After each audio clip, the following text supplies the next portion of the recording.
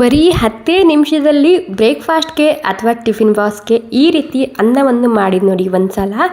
ಒಂದು ತುತ್ತು ಬಿಡದೆ ಪೂರ್ತಿಯಾಗಿ ತಿಂದು ಖಾಲಿ ಮಾಡ್ತಾರೆ. ಮತ್ತು ಹೋಟೆಲ್ಗಳಲ್ಲಿ ತುಂಬಾ ಬೇಡಿಕೆಯಾಗಿರುವಂತಹ ರೆಸಿಪಿ ಕೂಡ ಹೌದು ಇದು.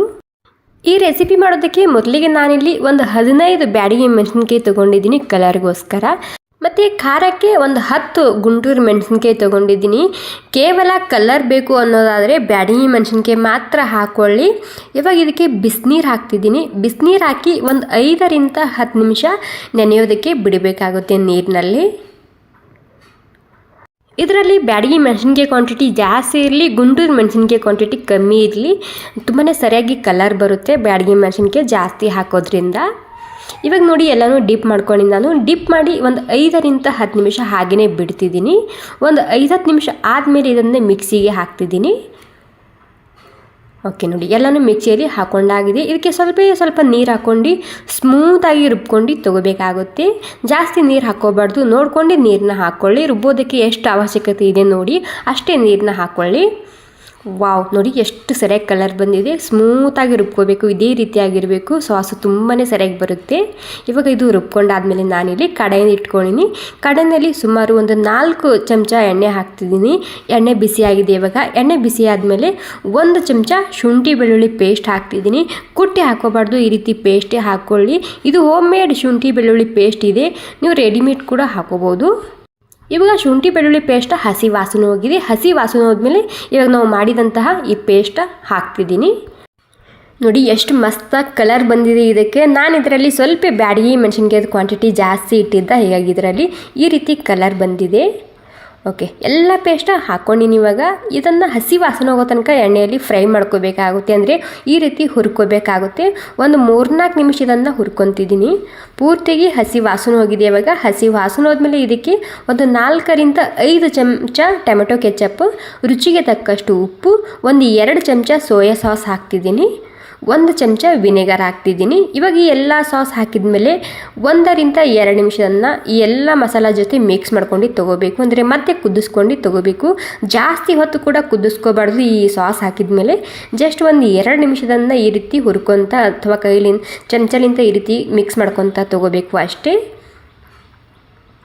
ಓಕೆ ನೋಡಿ, ಒಂದು 2 ನಿಮಿಷ ಆಗಿದೆ. ಇವಾಗ 2 ನಿಮಿಷ ಆಗಿದ್ರೆ ಸಾಕಾಗುತ್ತೆ ಇದಕ್ಕೆ. ಇವಾಗ ಇದನ್ನು ನೀವು ಆರಿದ ಮೇಲೆ 1 ತಿಂಗಳಾಗೋ ತನಕ ಫ್ರೀಜ್ನಲ್ಲಿ ಸ್ಟೋರ್ ಮಾಡಿ ಇಟ್ಕೋಬೋದು. ಬೇಕಾದಾಗ ಇದನ್ನು ಯೂಸ್ ಮಾಡ್ಕೊಂಡು ಶೆಜ್ವಾನ್ ಫ್ರೈಡ್ ರೈಸ್ ರೆಸಿಪಿ ಮಾಡ್ಕೋಬೋದು. ಓಕೆ ನೋಡಿ, ಇದರಲ್ಲಿ ಒಂದು 4 ಸಲ ಮಾಡ್ಕೋತೀನಿ ನಾನು ರೈಸ. ಇವಾಗ ಇಲ್ಲಿ ಕಡಾಯಿನಲ್ಲಿ ಎಣ್ಣೆ ಹಾಕ್ತಿದ್ದೀನಿ. ಸ್ವಲ್ಪ ದೊಡ್ಡದು ಕಡಾಯಿ ಇರಲಿ, ಒಂದು 4 ಚಮಚ ಎಣ್ಣೆ ಹಾಕ್ಕೊಂಡಿನಿ. ಇಲ್ಲಿ ಎಣ್ಣೆ ಬಿಸಿ ಆದಮೇಲೆ ಮತ್ತೆ 1 ಚಮಚ ಶುಂಠಿ ಬೆಳ್ಳುಳ್ಳಿ ಪೇಸ್ಟ್ ಹಾಕ್ತಿದ್ದೀನಿ. ಹೈ ಫ್ಲೇಮ್ನಲ್ಲಿ ಇದು ಕೂಡ ಹಸಿ ವಾಸನೆ ಹೋಗೋ ತನಕ ಹುರ್ಕೊಂಡು ತೊಗೋಬೇಕಾಗುತ್ತೆ. ಆ್ಯಕ್ಚುಲಿ ಈ ರೆಸಿಪಿ ಮಾಡೋದು ತುಂಬ ಸಿಂಪಲ್, ತುಂಬಾ ರುಚಿಯಾಗಿ ಬರುತ್ತೆ ಈ ರೆಸಿಪಿ. ಸೊ ಖಂಡಿತ ಒಂದು ಸಲ ಟ್ರೈ ಮಾಡಿ ನೋಡಿ. ಶುಂಠಿ ಬೆಳ್ಳುಳ್ಳಿ ಪೇಸ್ಟ್ ಹಸಿ ವಾಸನೆ ಹೋದ್ಮೇಲೆ ಇದಕ್ಕೆ ಒಂದು 2 ಈರುಳ್ಳಿನ ಸಣ್ಣದಾಗಿ ಕಟ್ ಮಾಡ್ಕೊಂಡು ಹಾಕ್ಕೊಂಡಿನಿ. ಹೈ ಫ್ಲೇಮ್ದಲ್ಲಿ ಹಸಿ ವಾಸನೆ ಹೋಗೋ ತನಕ ಹುರ್ಕೊತಿದ್ದೀನಿ. ಅದ್ರ ಜೊತೆಗೆ ಸಣ್ಣದಾಗಿ ಕಟ್ ಮಾಡಿದಂತಹ ಕ್ಯಾರೆಟ್ ಹಾಕ್ತಿದ್ದೀನಿ. ಮತ್ತು ಸಣ್ಣದಾಗಿ ಕಟ್ ಮಾಡ್ಕೊಂಡು ಕ್ಯಾಪ್ಸಿಕಮ್ ಸೇರಿಸ್ತಿದ್ದೀನಿ. ತರಕಾರಿ ಕ್ವಾಂಟಿಟಿ ಸ್ವಲ್ಪ ಜಾಸ್ತಿನೇ ಇರಬೇಕು ಇದರಲ್ಲಿ. ಮತ್ತು ಕ್ಯಾಬೇಜ್ ಹಾಕ್ಕೊತಿದ್ದೀನಿ. ಇದನ್ನು ಸಣ್ಣದಾಗಿ ತುರ್ಕೊಂಡು ಹಾಕ್ಕೊತಿದ್ದೀನಿ. ಕ್ಯಾಬೇಜ್ ಇಲ್ಲ ಅಂದರೆ ಸ್ಕಿಪ್ ಕೂಡ ಮಾಡ್ಕೋಬೋದು, ಅಥವಾ ಹಸಿ ಈರುಳ್ಳಿ ಇದ್ದರೆ ಅದು ಕೂಡ ಆ್ಯಡ್ ಮಾಡ್ಕೋಬೋದು, ಅಥವಾ ಮಟರ್ ಇದ್ದರೆ ಮಟರ್ ಕೂಡ ಒಂದು ಸ್ವಲ್ಪ ಆ್ಯಡ್ ಮಾಡ್ಕೊಳ್ಳಿ. ಇದರಲ್ಲಿ ಫ್ಲೇವರ್ ತುಂಬಾ ಸರಿಯಾಗಿ ಬರುತ್ತೆ. ಹೈ ಫ್ಲೇಮ್ದಲ್ಲಿ ಇದನ್ನು ಒಂದು 2 ನಿಮಿಷ ಮಾತ್ರ ಹುರ್ಕೊತಿದ್ದೀನಿ. ಇಲ್ಲಿ ಪೂರ್ತಿಯಾಗಿ ಸಾಫ್ಟ್ ಮಾಡ್ಕೋಬಾರ್ದು ತರಕಾರಿ, ಸ್ವಲ್ಪ ಕ್ರಿಸ್ಪಿನೇ ಇರಬೇಕು, ಅಂದ್ರೇ ಸರಿಯಾಗಿ ಅನಿಸುತ್ತೆ. ಇವಾಗ ನಾವು ಮಾಡಿದಂತಹ ಸಾಸ್ ಹಾಕ್ತಿದ್ದೀನಿ. ನೀಟಾಗಿ ಒಂದು 2 ನಿಮಿಷವನ್ನು ಮಿಕ್ಸ್ ಮಾಡ್ಕೋಬೇಕು ಅಷ್ಟೇ. ಓಕೆ ನೋಡಿ, ಎಲ್ಲನೂ ಸೇರಿಸಿ ನೀಟಾಗಿ ಒಂದು 2 ನಿಮಿಷ ತರಕಾರಿ ಜೊತೆ ಮಿಕ್ಸ್ ಮಾಡ್ಕೊಂಡಿನಿ. ಎಷ್ಟು ಸರಿಯಾಗಿ ಕಲರ್ ಬಂದಿದೆ ನೋಡಿ. ನಾವೇನು ಕಲರ್ ಹಾಕಿದ್ದೇವೆ ಅನಿಸ್ತಿದೆ ಅಷ್ಟು ಸರಿಯಾಗಿ ಕಲರ್ ಬಂದಿದೆ ಇದಕ್ಕೆ. ಓಕೆ, ಇವಾಗ ಉದುರಾಗಿ ಮಾಡಿದಂತಹ ಅನ್ನ ಹಾಕ್ತಿದ್ದೀನಿ. ಮತ್ತು ಸ್ವಲ್ಪ ಕೊತ್ತಂಬರಿ ಸೊಪ್ಪು ಮತ್ತು ರುಚಿಗೆ ತಕ್ಕಷ್ಟು ಉಪ್ಪು ಕೂಡ ಸೇರಿಸ್ತಿದ್ದೀನಿ. ನಾವು ರೈಸ್ ಮಾಡುವಾಗ ಉಪ್ಪು ಹಾಕಿರ್ತೇವೆ, ಹೀಗಾಗಿ ಉಪ್ಪನ್ನ ನೋಡ್ಕೊಂಡು ಹಾಕೋಬೇಕು ಅಷ್ಟೇ. ಇವಾಗ ಏನಿಲ್ಲ, ನೀಟಾಗಿ ಸ್ಲೋಲಿಯಾಗಿ ಒಂದು 2 ನಿಮಿಷದನ್ನು ಮಿಕ್ಸ್ ಮಾಡ್ಕೊತಿದ್ದೀನಿ.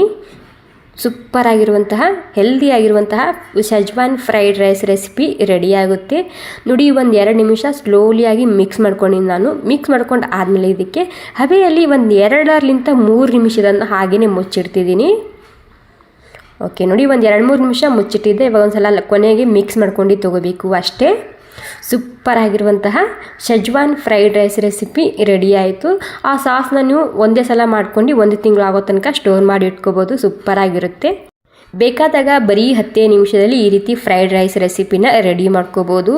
ತುಂಬ ಅಂದರೆ ತುಂಬಾ ರುಚಿಯಾಗಿ ಬಂದಿದೆ. ಸೇಮ್ ನಾವು ಹೋಟೆಲ್ಗಳಲ್ಲಿ ಯಾವ ರೀತಿ ತಿಂತೇವಲ್ಲ ಅದೇ ರೀತಿಯಾಗಿ ಬಂದಿದೆ. Okay, thank you so much ಎಲ್ರಿಗೂ.